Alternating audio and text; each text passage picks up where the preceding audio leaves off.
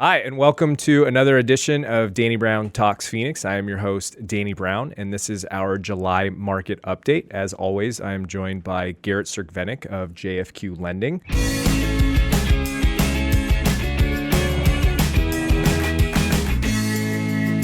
Before we get started, I have a couple housekeeping items. Just want to remind everyone that this podcast is brought to you by my real estate team, Myriad Real Estate Group. Oh. So if you are in the market to buy or sell, shameless plug.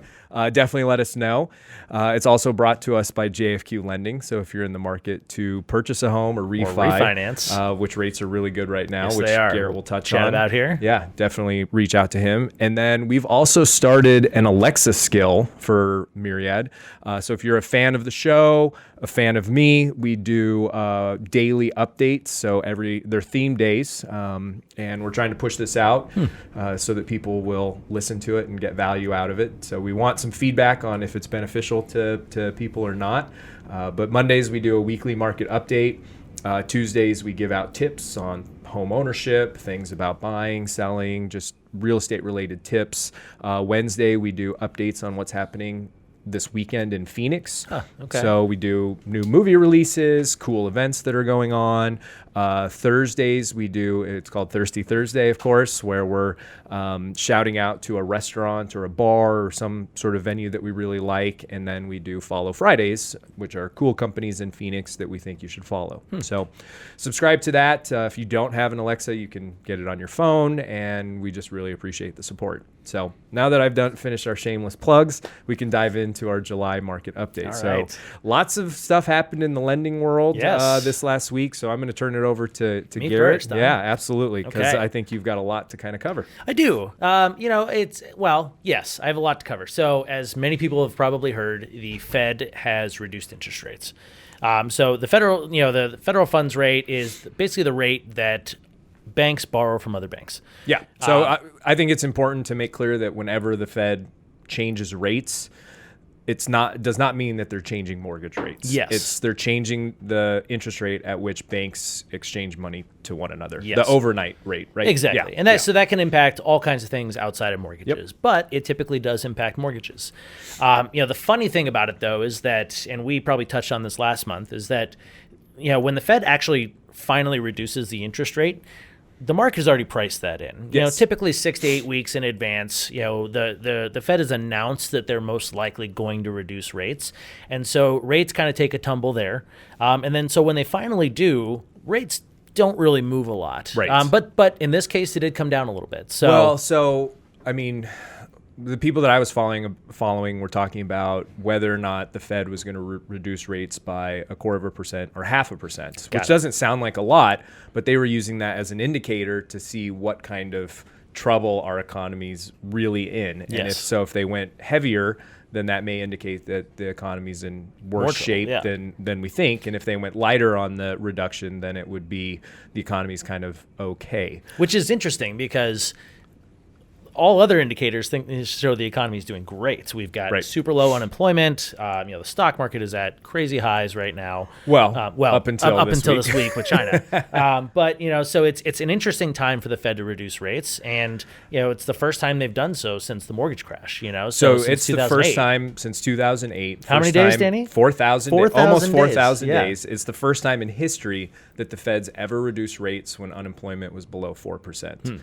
So I feel like personally that this was a terrible move by the Fed, and it is directly the Fed being influenced by the president, which is not supposed to happen. I think they folded to his wishes, and I think this is delaying the inevitable and will make the inevitable worse than it should be. Yes. I think that businesses, banks, they're addicted to these low rates. It's like a drug to them, and everything was fine.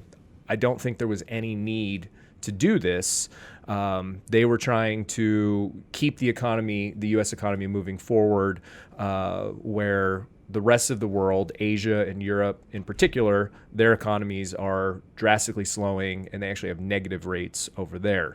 So this was what they're saying is a preemptive move to try and bolster our economy and keep it going. But then right after they do that, Trump comes out and says he's doing 10% tariffs in September on 300 billion worth of Chinese goods, or 300 million. Yeah.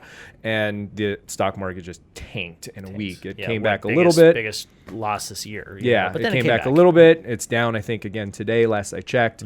So it's all very strange. And I think it was a bad move on the Fed's part to acquiesce to what the president was pushing for, because they're supposed to be completely separate and independent entities. And this could push us into a bigger recession, I feel, in the future. This is very similar to kind of what Greenspan did. I wasn't even an adult back then, over 10 years ago.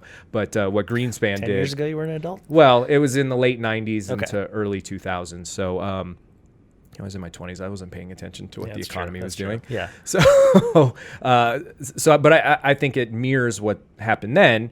And of course, we had the biggest recession since the Great Depression, as a kind of a result of that. Yeah. So I think it's a bad move. What do you think? Regardless of what the move is, it's good for interest rates on mortgages, and right now it is a great time to take a look at something, I mean, all last year we talked about how rates were going to continue to climb and go up and go up and go up, and they were supposed to go up throughout the year. And, you had people with perfect credit and lots of equity getting rates in the 5s. And now, I mean, there are rates in the low 3s and in some programs, even the high 2s on fixed mortgages. Yeah. Granted, you've got to get down to like a 15-year fix to get something at, 2.875 and maybe pay a little cost for it. Yeah. We have a past client that called me because she's doing a refi with a small credit union here in town. And she's paying a bunch of fees and everything, but they're reducing the rate down to 2.75, I think is what she told me. It's and crazy. I was just like, that is bonkers. It is bonkers. It's nuts. I mean, it's one of the lowest points we've ever been at in history. I mean, we've seen, some days in the past, back in 2012, back in, even before that, where, rates came down here, where you can get rates in the 3s. And up until 2017, most people had rates in the 3s. If you had poor credit, you were seeing rates in the mid to low 4s, but that's where we're at again. So it's really a good time to take a look at a mortgage. It's a great time to buy. I say that every month. Because it's always a great time to look at a mortgage, but you need to be conscious of, when the better times are. And, unfortunately, I still have people that say, oh, well, I think rates are going to come down a little bit longer, so I'm going to hold off. And they will, in the anticipation that they can get an extra 1/8% or 1/4%, they will stop. And then, what may happen is rates can all of a sudden tick up 1/4 or 0.5%. Absolutely. And then you've lost out on that money. Yeah. So, take advantage of it as quickly as possible. Look at a refi. I've done 4 loans this week for friends where they were in the low 4s already, talking about 4.18, 4.25, 4.375. And I brought them all down to, 4% or 3.875, and gave them a little bit of a break on their mortgage. Yeah. But I was able to cover every penny of their cost. So I'm not saying rolling costs into their loan. I'm saying I have lender credits to cover all of them. Yeah. So they're getting a slightly better interest rate for free. They're skipping 2 payments, getting a little bit of cash back, getting an escrow refund. So they're getting between, $6,000 and $10,000 back, plus getting a better rate and a slightly better payment. Yeah. And, a lot of people won't focus on those little incremental changes. And, and I think if you can get a better interest rate with no closing costs, it's going to make financial sense. Absolutely. So we were just talking about this earlier this week because I didn't understand why a mortgage company would do a free refinance. Yeah. And so I'm in the industry. So can you explain maybe for our audience why a lender would do that for free, and that it's not, I was always thinking you don't get something for nothing, that it's baked in somewhere. You're paying for it somewhere, and you are, but it's through, so rates are actually much lower, right? Yes, is what we talked about. So you can get better interest rates that if you pay for them. If you pay for fees. Exactly. If you're not going to pay for fees, then you're baking it into it's the built interest into rate. the rate. Yeah. So there's rates are on a sliding scale. Everybody has the same range of rates available to them. And right. So I can go as low as a 3%, on a 30-year fixed right now. But that rate is going to be very expensive. Right. And so the higher you go, the less you pay in cost. And then to a point where you can get all of your costs covered. So let's say, everybody hears of 0 points. Everybody wants a rate that's at 0 points. So let's say a rate at 0 points is 3.75.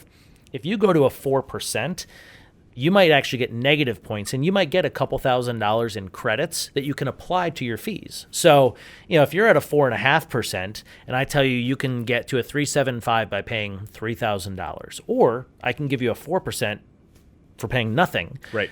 In the short term, that 4% is actually going to make a little bit more sense. This is good for people that maybe are going to only keep their home for 3 to 5 years, because you might only save $50 more by going to that lower rate. But if you're spending $3,000, you're going to have a pretty lengthy recoup time to cover those costs. Yeah. Over 30 years, the lower rate will always make sense. If you told me, I'm going to be in this loan for 30 years, I'm never going to refinance, I'm never going to sell, I'm never going to do anything else, I would say, let's get you a 3%, and why don't you pay $10,000 in costs? Because eventually the extra savings are going to outweigh the extra fees you paid. Yeah. So that all made, I'm glad that we had that conversation. I'm glad you explained it to us today, because that really helped my understanding. And you don't get something for nothing, but you're still ultimately lowering your rate, lowering what your monthly expenses on your mortgage payment, usually getting some money back from your escrow account, so it can make skipping a payment. Skipping a payment, so it can make a lot of sense.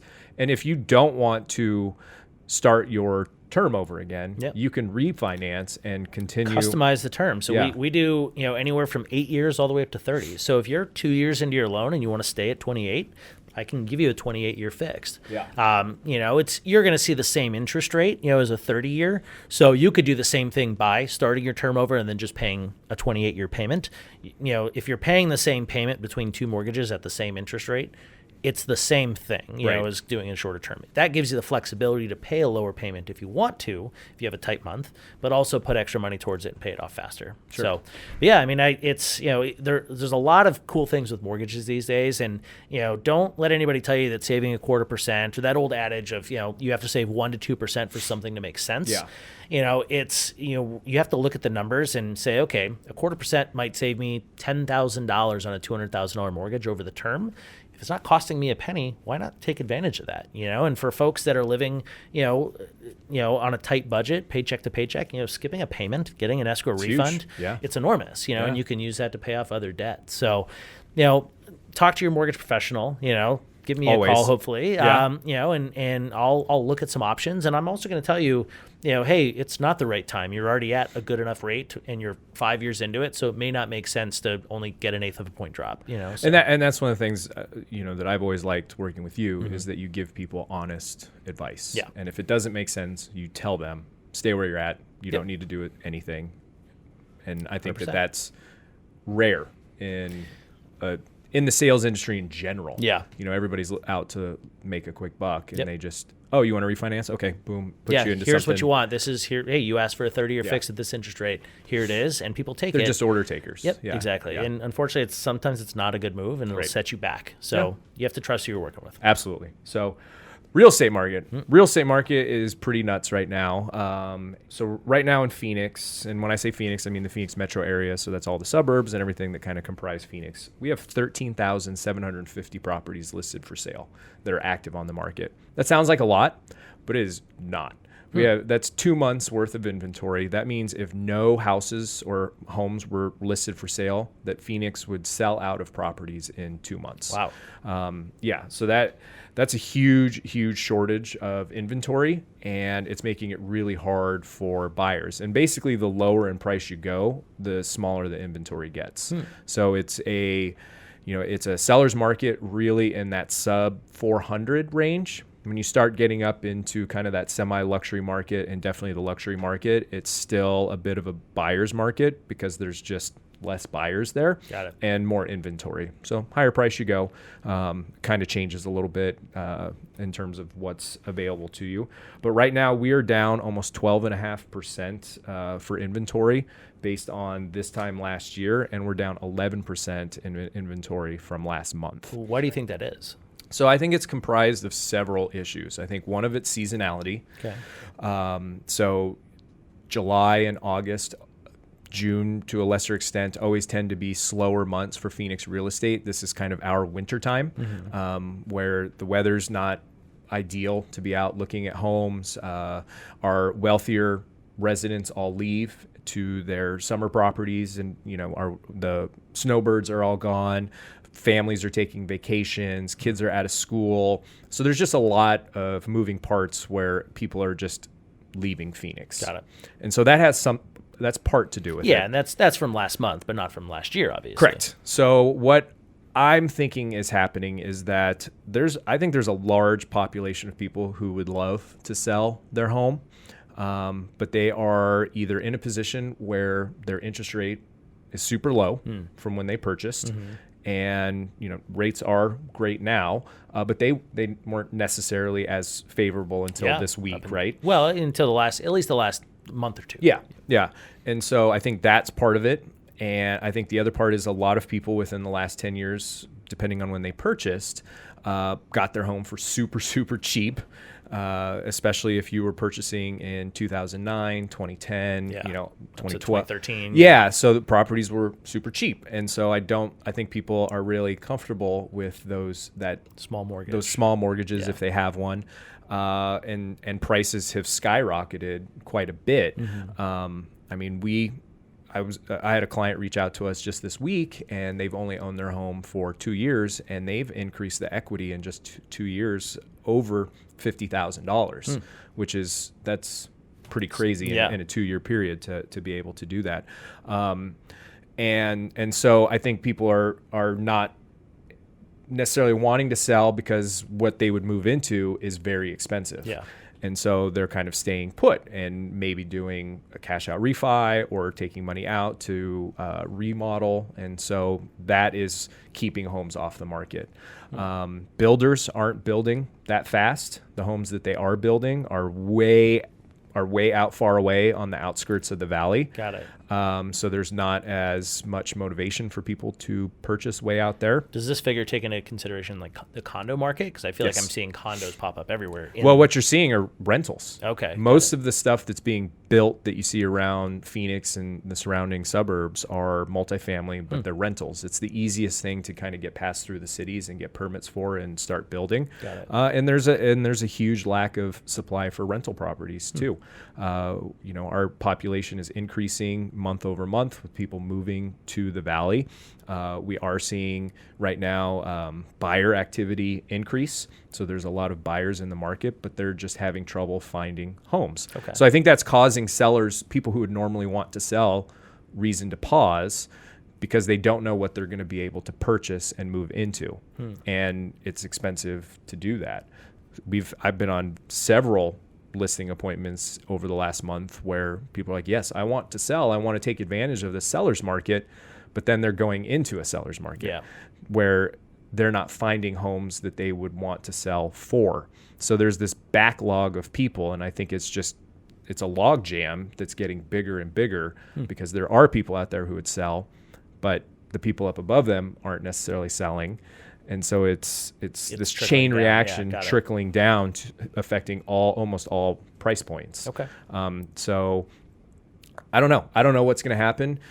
Prices on homes, that's a lagging indicator, not a leading indicator. So prices are usually the last thing to change. So we're not seeing home values skyrocketing month over month. They're definitely increasing, but very slow. So that the prices aren't indicative of what the supply and demand is. I think that will change, but it's usually the last thing to change. Got it. Okay. So right now, pending sales or pending listings, 10,653 versus 9,084 last year. That's up over 13%. But due to the lack of inventory, we're down from last month 5%. Monthly sales, we're at 9,325 versus 8,500 last year. That's up 9.25%, but we're still down from last month, almost 2%. And right now, the average price per square foot is just over $170 a square foot versus $160.80 last year. So that's a big increase year over year, right? But the average sales price from this month versus last month is only $1,000. So we went from $279,000 as the average sales price to $280,000. But we're up from $265,000 last year. So prices are going Got up, but they're not month over month. It's not crazy. We're not Got it. seeing these bidding wars or anything like that. And what I'm noticing also in the market is the buyers that are there, they want to buy homes that have either been completely remodeled and they can just walk into and do nothing, or it has had nothing done to it and it's cheaper. Yeah. There's not really a lot of in between. So if you are thinking of selling, it may not be worth it to take out your Formica countertops and just put in granite. It might be worth it to just price it lower to attract those people, because most buyers are wanting everything to be done. Yeah. Not something in the middle. Yeah, it's a bummer coming into a property and paying a premium for upgrades that you're going to tear out anyway. You know? So let's see. Like I said, there's no excitement in the pricing, really. Everything's relatively flat, but I do think that that's going to change. It's just, it has to, based on supply and demand. Demand's going up, supply is consistently going down, and at some point in time, we're going to start to see an increase in prices. So, you know, I don't know when that's going to happen. I think that we preach mostly that you shouldn't try to time the market. You should do things when it's comfortable for you. Yeah. If you are thinking of selling and need to sell in order to buy, what we're coaching all of our clients on are getting set up on an MLS search or starting to search for properties. And if you start seeing multiple homes that you would sell your house for to move into this one, then it's a good time to do that. If you're seeing nothing, then you should wait. Yeah. And I've advised several clients that they're like, well, we want to sell and we want to buy our next home. And I'm like, okay, well, we're going to start sending you properties. And they're like, there's nothing. And I'm like, okay, well, it's not a good time for you to sell then. Yeah. You should stay put until you start seeing multiple options that you would sell for. That makes sense. Yeah. On a national level, the average price point for homes for the country is $279,000. So we're right in line with what the national average is. You know, Phoenix for a long time has always been cheaper place to be. Well, that's kind of changing. Yeah. You know, it's You have getting a lot more of expensive. transplants from California. People are Yeah. getting away from the fires and the floods, and all these different things throughout the country. Yep. And we are really starting to see home values increase because of that. Yep. And Yeah, and people are starting to relocate to those areas that are on the fringes of Phoenix. You know, Buckeye is the fastest growing city in the country, really. which is crazy to me. Yeah. And Maricopa County is the quickest growing county in the country, and Buckeye is the fastest growing city in the country. Interesting. Yeah. So, you know, the old adage is drive until you can afford a house. So you just drive away from the city center until you can afford to buy something. And it's those fringe, those places on the fringe where you can still find something that is somewhat affordable and below that average price point. And you get a brand new house too. You get a brand new house, Yeah. but you're going to have a commute because Yeah. there's not really any infrastructure out there to support things. But Fannie Mae also reported this month that consumer confidence is super high right now. That the index that they used was the highest that it's been, and that was for the month of July. So, some of the big questions that are out there that we kind of talked about were the tariffs with China. That's always going to affect the economy. The stock market did not like that, and we saw a giant sell-off. So whether or not that actually happens, we just don't know. Yeah. So it's, I think we say this every month that we don't know what the future is going to hold. Nobody's got a crystal ball. Nobody's got a crystal ball. If it makes sense for you now, jump on it. Yep. I think that stays. I mean, so I would love people's feedback and what their thoughts are on what the Fed did this week, if they thought it was a good move, or if we should have just held firm with where we were at, because they were trying to get back to to normal, and they've certainly undid that. Yeah. Yeah. I don't know what the new normal is now. Same. Yeah. Yeah, we'll see. We'll see in the coming months, I guess. Yeah. So appreciate you guys for tuning in. If you do have any questions, definitely let us know, and we will see you next month to talk about what August looked like. Yep. See you later. All right. Thanks so much.